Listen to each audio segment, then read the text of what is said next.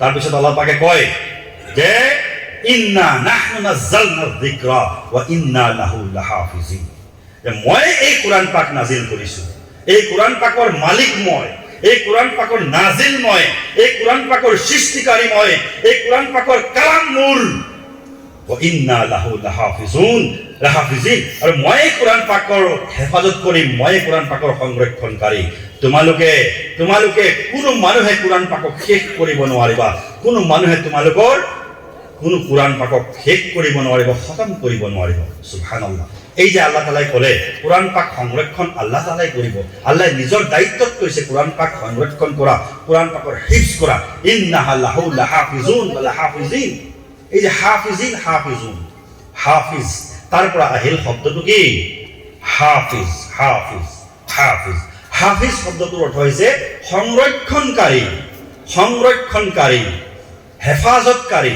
যিজনে এজন মানুহক মহাফিজ বনোৱাৰ কিবা এটা খাজানা, যদি কোনোবা ৰাজভঁৰাল, কোনোবা ৰাজকোষৰ এজন মহাফিজ থাকে, থাকে না নাই?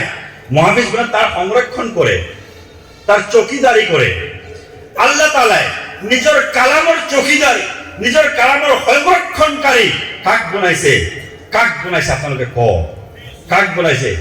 আজি যিসকল 19 জন ছাত্ৰ আপোনালোকৰ সন্মুখত জিলিকি থকা দেখিছে, এইসকল হৈছে আল্লাহ তাআলাৰ সিপাহী, আল্লাহ তাআলাৰ মহাফিজ, আল্লাহ তাআলাৰ সংৰক্ষণকাৰী, আল্লাহ তাআলাৰ কালামৰ সংৰক্ষণকাৰী।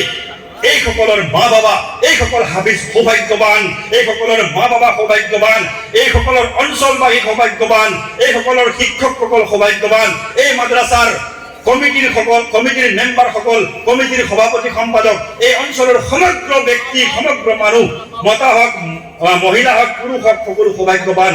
আপোনালোকে এনেধৰণৰ হাফিজসকল, সংৰক্ষণকাৰীসকল, কোরআনৰ সংৰক্ষণকাৰীসকল আপোনালোকে প্ৰস্তুত কৰিছে আৰু আপোনালোকৰ সন্মুখত আজি জিলিকি আছে। মাৰহাবাম বিকুম, মাৰহাবাম বিকুম।